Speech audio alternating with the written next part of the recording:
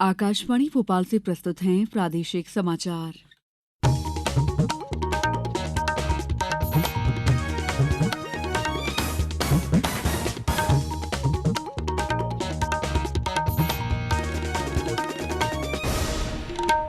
नमस्कार, समाचारों के साथ मैं दीपा सिंह। सबसे पहले मुख्य समाचार।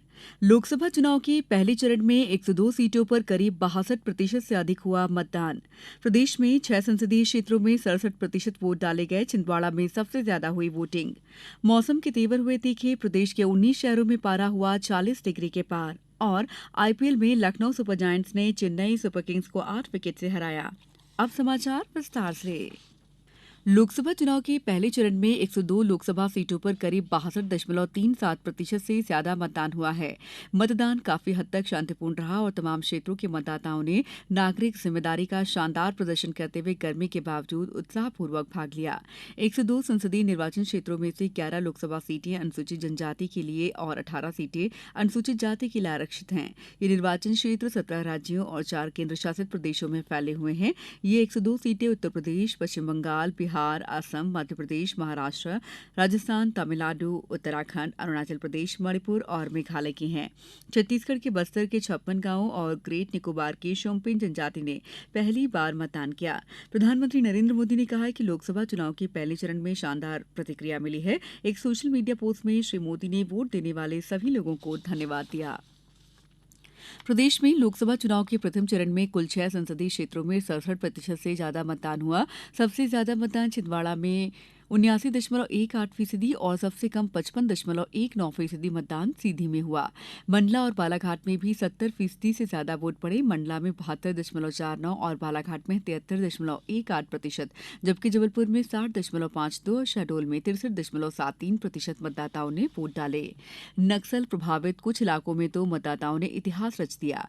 पेश है हमारे संवाददाता की एक रिपोर्ट। प्रदेश में नक्सल प्रभावित बालाघाट जिले में सुरक्षा कारणों से अन्य संसदीय क्षेत्रों की तुलना में 2 घंटे पहले मतदान समाप्त हो गया था। फिर भी यहाँ कुछ मतदान केंद्र ऐसे रहे जहाँ शुरुआती 2 घंटों में 100% मतदान हो गया।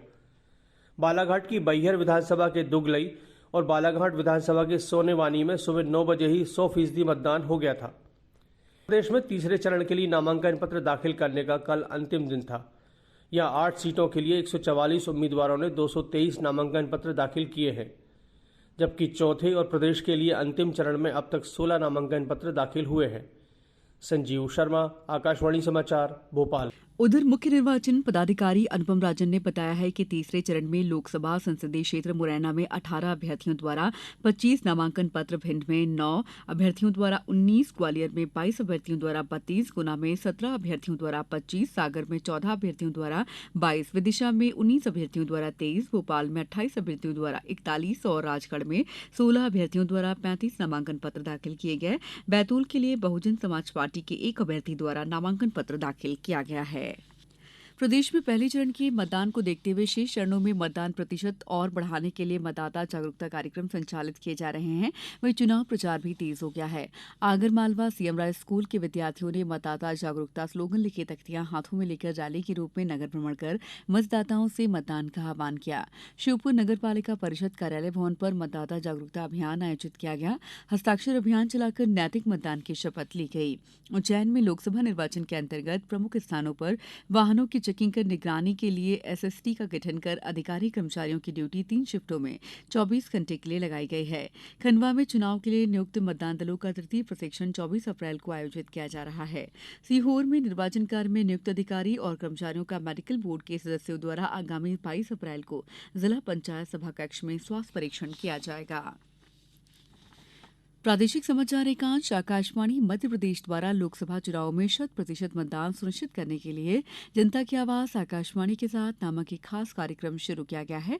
इसमें हम आम लोगों द्वारा मतदान के लिए की जा रही अपील को शामिल कर रहे हैं, जिससे अन्य श्रोता भी मतदान के लिए प्रेरित हो। आप भी अपनी आवाज में मतदान के महत्व पर केंद्रित अधिकतम 40 सेकेंड का एक बढ़िया सा वीडियो संदेश रिकॉर्ड करिए और हमारे व्हाट्सएप नंबर 9406523035 पर अपने नाम और निवास स्थान के साथ भेज दीजिए। हम आपके संदेशों को प्रतिदिन समाचारों के साथ प्रसारित करेंगे और हाँ, आप भी मतदान अवश्य करिए। आइए अब सुनते हैं एक अपील। मैं एडवोकेट डॉक्टर वेंकटाचार्य द्विवेदी, ग्राम रिमार, जिला सतना, मध्य प्रदेश से बोल रहा हूँ। समस्त माननीय भारतीय गणराज्य के मतदाता गणों को सादर नमन। लोकसभा चुनाव 2024 का पावन पर्व मनाने हेतु हमें राजधर्म पालन करने का मतदान अधिकार मिला है। विचार कर योग्य, चरित्रवान, अन्याय के विरुद्ध संघर्ष करने वाले उम्मीदवारों को ही अपना मत दें। जाति, वर्ग, संप्रदाय या किसी प्रलोभन में पड़कर अपना अमूल्य अधिकार व्यर्थ न गंवावें। यही प्रार्थना है। जागरूक मतदाता, समृद्ध लोकतंत्र। ये समाचार आप आकाशवाणी भोपाल से सुन रहे हैं। हमारे समाचारों को अब आप कभी भी और कहीं भी अपनी सुविधा के अनुसार सुन सकते हैं। ये समाचार बुलेटिन YouTube, ट्विटर और फेसबुक पर AIR न्यूज भोपाल पेज पर भी सुने जा सकते हैं। इसके अलावा आप हमारी वेबसाइट newsonair.nic.in पर अथवा AIR न्यूज ऐप पर भी समाचार सुन सकते हैं। ब्रेक के बाद समाचारों में आपका एक बार फिर स्वागत है। मध्य प्रदेश पश्चिम क्षेत्र विद्युत वितरण कंपनी साइबर अटैक से बचाव के लिए पुख्ता इंतजाम कर रही है। बिलिंग, विद्युत वितरण, डेटा आदि को लेकर सजगता और भारत सरकार की गाइडलाइन के अनुसार कार्य किया जा रहा है। प्रबंध निदेशक अमित तोमर ने बताया कि अप्रैल में कंपनी के अधिकारियों ने नई दिल्ली और मुंबई में ट्रेनिंग लेकर साइबर अटैक से बचाव को लेकर तौर तरीके समझे हैं। ग्वालियर में एजी ऑफिस पुल के पास बने मैरिज गार्डन संगम वाटिका में कल भीषण आग लग गई। आग संगम वाटिका से शुरू हुई और रंग महल गार्डन तक फैल गई। संगम वाटिका में हल्दी और मेहंदी का कार्यक्रम चल रहा था। 17 दमकल कर्मियों ने मौके पर पहुंचकर आग पर काबू पाया। प्रारंभिक जानकारी के अनुसार अब तक किसी के घायल होने या हताहत होने की सूचना नहीं है। आग लगने के कारण अभी तक स्पष्ट नहीं हो सके हैं। अप्रैल के तीसरे हफ्ते में सूरज ने रौद्र रूप दिखाना शुरू कर दिया है। प्रदेश के 19 शहरों का पारा 40 डिग्री से अधिक बना हुआ है। भोपाल में दिन का पारा 39.5 डिग्री सेल्सियस दर्ज किया गया।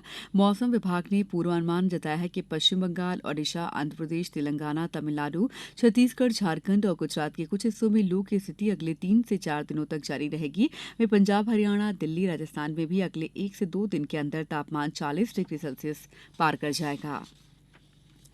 आईपीएल पुरुष क्रिकेट में आज नई दिल्ली के अरुण जेटली स्टेडियम में दिल्ली कैपिटल्स का मुकाबला सनराइजर्स हैदराबाद से होगा। ये मैच भारतीय समय अनुसार शाम 7:30 बजे से शुरू होगा।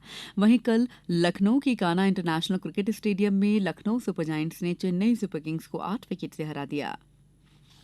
अब कुछ समाचार संक्षेप में।